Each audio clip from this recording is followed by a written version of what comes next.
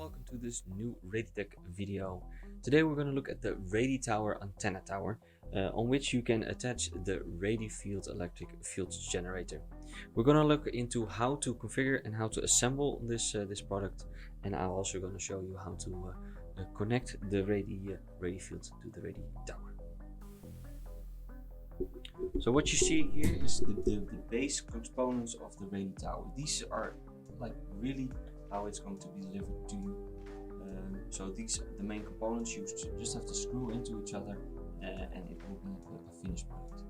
This is the main base of the tower on which the RadiField is going to be attached.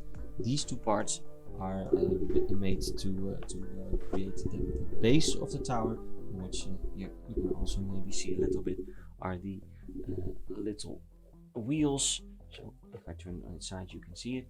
The wheels, which are already attached to the base, and with that you can move the tower around really easily. And on the back here we have two large rods on which this base is going to be attached. Lastly, what is important is that you have these screws and these screws. These small ones are used for this for the rods, and the large ones are used for the base itself. You need 12 of the big ones, the black with white, and 8 of the white screws. Okay, let's start constructing the base of the RadiTower. So this is going to be the front of the RadiTower and this is the back. Maybe you can also see this, of course, in the picture of how it's going to look finished. So basically what you do is you're going to slide these two slots over these two slots. You can see that there's a cavity here in which the back will fit. Basically there's only one correct way of doing it, and if you do it correctly it will slide over in one go.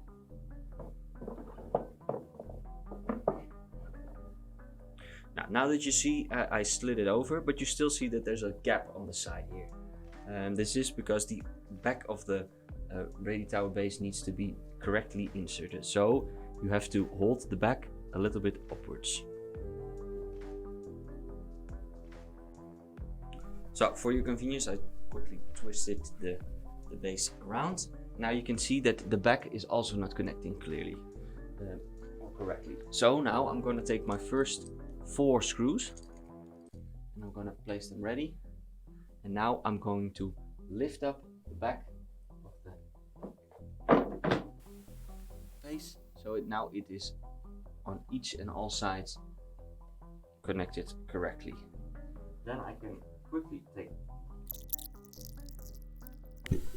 Okay, so the top screws are all attached now. This means that it's basically a very steady construction already, but we want to make sure that it will be as steady as possible, and we still have 4 screws left over, so we're gonna turn the base around and screw the last ones in at the bottom of the base.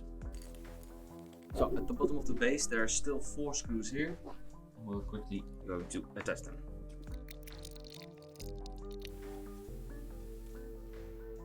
Now the base is correctly attached. So now,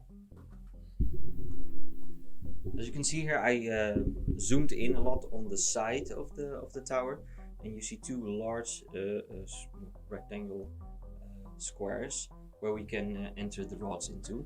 What you see is that there's 4 screw holes. So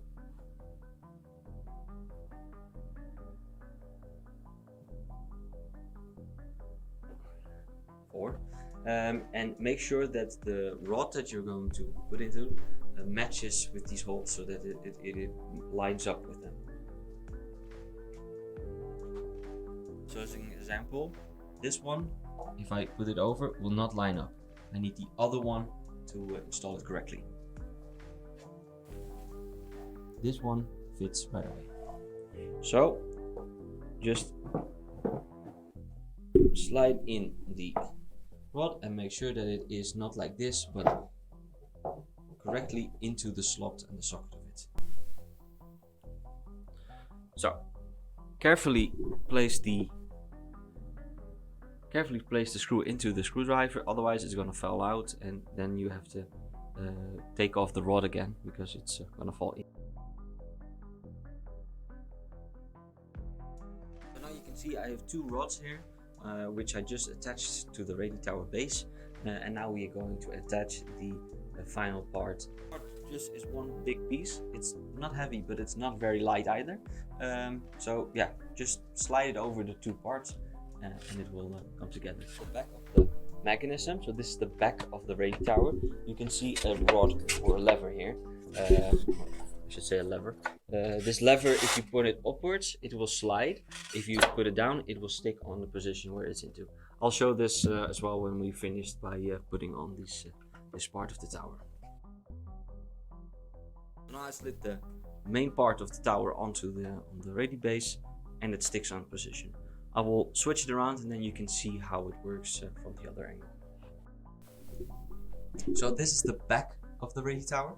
The RadiTower has this lever and it has this entry port. On this entry port you put through the N-type connector or cable which is connected to the RadiField itself. This is the lever. On this lever you can, or with this lever you can adjust the height of the RadiTower. Make sure that you hold the other side of the RadiTower while adjusting the height, because it can be quite quickly in balancing. So I'm just going to demonstrate now. If I point this upward, it will slide down. Of course, I'm holding it on the other side as well, otherwise it would have just slipped down.